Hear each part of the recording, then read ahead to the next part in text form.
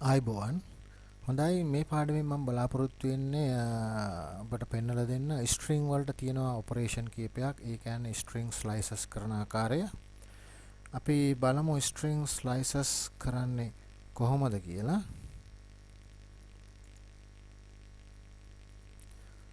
ස්ට්‍රිට් slicing කරන ආකාරය අපි බලමු කොහොමද කියලා. උදාහරණයක් විදිහට මම x කියන වේරියබල් එකක් හදලා ඒක ඇතුළට මම දානවා welcome කියන වචනය. welcome කියන වචනය දානවා. සාමාන්‍යයෙන් string එකක් මේ වම් පැත්තේ ඉඳලා දකුණු පැත්තට ඉන්ඩෙක්ස් එකක් තියෙනවා. දකුණු පැත්තේ ඉඳලා වම් පැත්තට ඉන්ඩෙක්ස් එකක් තියෙනවා සාමාන්‍යයෙන් Python භාෂාවේදී. අපි උදාහරණයක් ගත්තොත් මෙතන string එක තමයි school කියන එක. ඔබට පැහැදිලි වෙනද school කියන එක. ඒතර අපි වම් පැත්තේ ඉඳලා දකුණු පැත්තට යනකොට මේකේ තියෙන characters එහෙම නැත්නම් අක්ෂර ගණන් කරගෙන බිඳුවෙන් පටන් අරගෙන යන්නේ 0 1 2 3 4 5 කියලා. හැබැයි දකුණු පැත්තේ ඉඳලා අපි වම් පැත්තට එනවා නම් දකුණු පැත්තේ ඉඳලා ඒතර බිඳුවක් නැහැ. ඍණ 1 ඍණ 2 ඍණ 3 ඍණ 4 ඍණ 5 ඍණ 6. ඒතර මේ string එකක අපි අක්ෂර නාමකරණය කරද්දී මේ කියන්නේ අපි කියන්නේ මේ string එකේ index එක තමයි s වල index එක 0යි c වල index එක 1යි h වල index එක 2යි කියලා තමයි අපි කියන්නේ. වම් පැත්තේ ඉඳලා આવොත් l වල index එක ඍණ 1යි o වල index එක ඍණ 2යි. මෙන්න මේ ආකාරයට මේ වගුව බැලුම ඔබට තේරෙවි කොහොමද string අපි index ලබා දෙන්නේ කියලා string සඳහා. හොඳයි. දැන් මේ උදාහරණය අපි බලමු. welcome කියන එක. දැන් මේකේ ඒ අනුව අපි දීලා බලමු එක විධානයක් මෙන්න මේ ආකාරයට print කරගන්න. අපි print command එක දෙනවා. වරහන් අරිනවා. ඊට පස්සේ අපේ variable එක තමයි x. ඒක ඇතුලේ තමයි welcome කියන වචනය දැන් save වෙලා තියෙන්නේ. ඊට අපි කොටු අරහන් වල අපි බිඳුව දීලා බලමු. මොකද්ද ප්‍රතිදානය වෙන්නේ කියලා.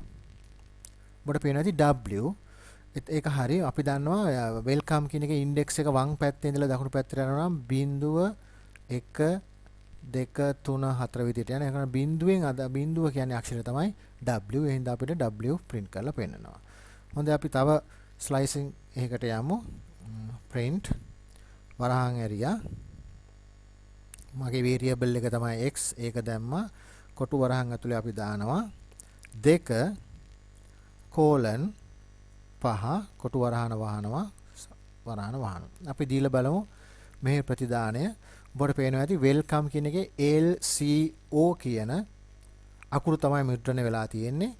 මේකේ එතකොට 2 ඉඳලා 5 දක්වා තමයි මම දීලා තියෙන්නේ colon එකත් එක්ක. ඒතකොට ඒ අදහස තමයි welcome කියන වචනේ දෙවන අකුරේ සිට 0 1 2 දෙවන අකුරේ සිට පස්වන අකුර දක්වා මුද්‍රණයක් සිද්ධ වෙනවා. ඒතකොට දෙවන අකුර කියන්නේ L 0 1 2 3 4 5.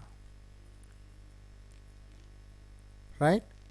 පස්වන අකුර දක්වා මුද්‍රණය වෙනවා. එතකොට L C O. මේක මුළු අකුරු සංඛ්‍යාව 0 1 2 3 4 5 6.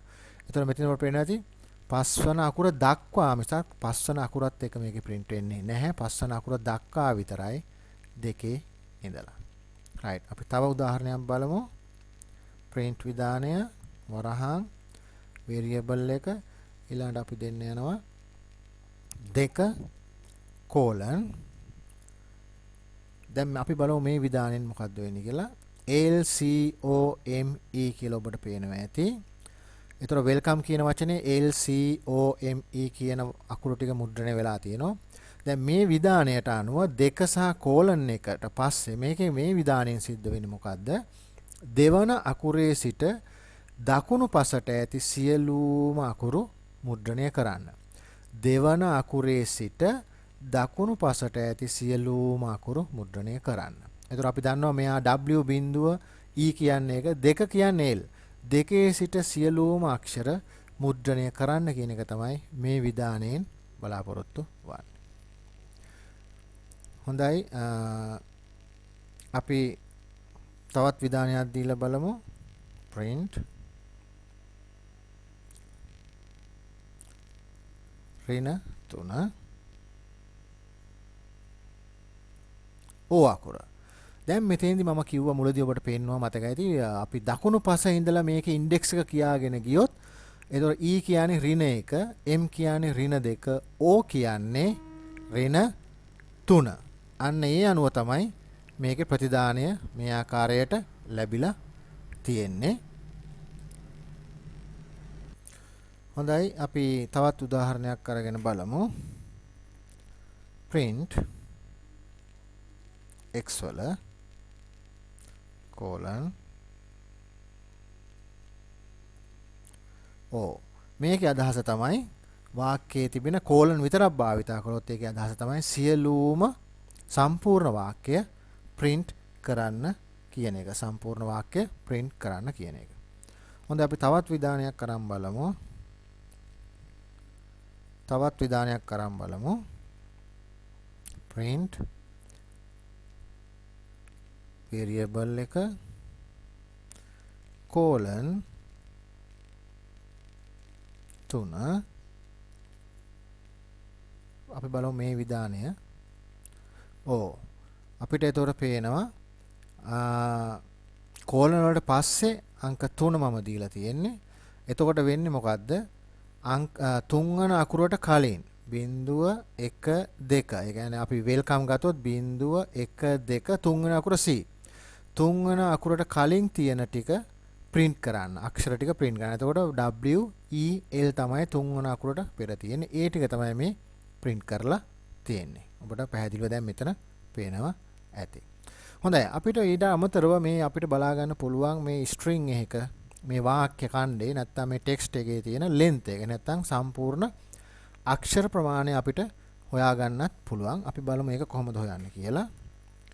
print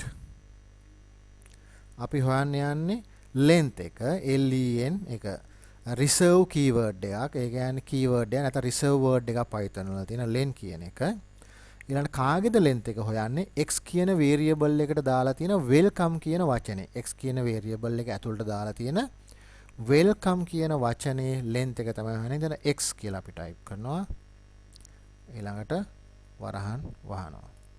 බලන්න අපිට එතකොට 7ක් ඇවිල්ලා. දැන් ඔබට මම මුලදී කිව්වා string එකක් index කරන්නේ 0 1 2 3 4 5 6 කියලා. නමුත් මෙතන length එකෙන් අදහස් වෙන්නේ මුළු අක්ෂර සංඛ්‍යාව. ඒතර අක්ෂර තියෙනවා 1 2 3 4 5 6යි 7ක්.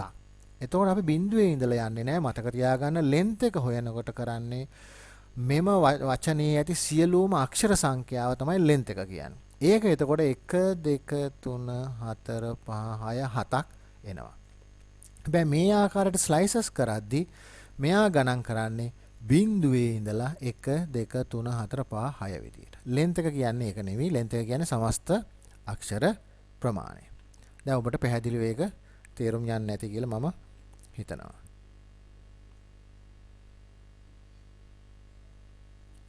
දැන් අපිට තව මෙහෙම දෙයක් කරන්න පුළුවන්.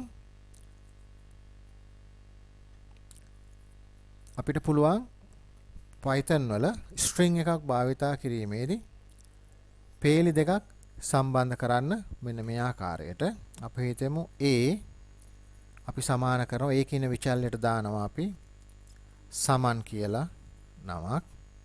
right ඊළඟට අපි ධන භාවිතා කරලා backslash එක ගහලා ඊළඟට අපි දානවා ආපහු පෙරේරා කියලා.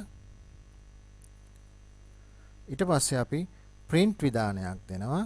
මෙතන පේලි දෙකක් ඔබට පේනවා ඇති. print කරන්න යනවා අපි A කියන variable එක. එතකොට මෙන්න මේ ආකාරයට මේ line දෙක එහෙම නැත්නම් මේ පේලි දෙක එකතු කරලා තමයි අපිට දැන් මෙතන පෙන්වන්නේ.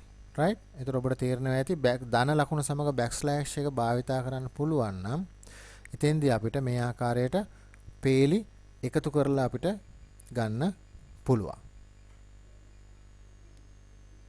ඉතින් ඒ වගේම තමයි මෙන්න මේ උදාහරණයක් බලන්න. අපි හිතමු b කියලා variable එකක් තියෙනවා. අපි ඒකට දානවා සමාන කරනවා 2 එකතු කිරීම 3 එකතු කිරීම දැන් අපි දානවා බෑක්ස්ලෑෂ් එක දාලා තව සංඛ්‍යාවක් දානවා 5 කියලා. දැන් අපි මේක print කරන්න යනවා. print කරනවා B. අපි බලමු උත්තරේ මොකද්ද වෙන්නේ කියලා. උත්තරේ 10යි. අපිට මොකද අපි මෙතන black slash දාලා මෙතන 5 දැම්මට මේ 5ත් මෙතෙන්ට ගෙනලා 5යි 3යි 8යි 2යි 10යි කියලා අපිට පිළිතුර පෙන්නනවා. හොඳයි මම මේ පෙන්නුවේ සාමාන්‍යයෙන් Python slices ඒ කියන්නේ string එකක් අරගෙන ඒක slice කරන ආකාරය තමයි. ඔබලා මේව හොඳට පුහුණු වෙන්න ඕන. මොකද අපි දන්න උසස් පෙළ ප්‍රශ්න පත්‍ර වලට මේවා කෙටි ප්‍රශ්න විදියට ඇතුළත් වෙන්න ඉඩ තිබෙන නිසා. හොඳයි බොහොම ස්තුතියි. ඊළඟ වීඩියෝෙන් අපි යලි හමු වෙමු.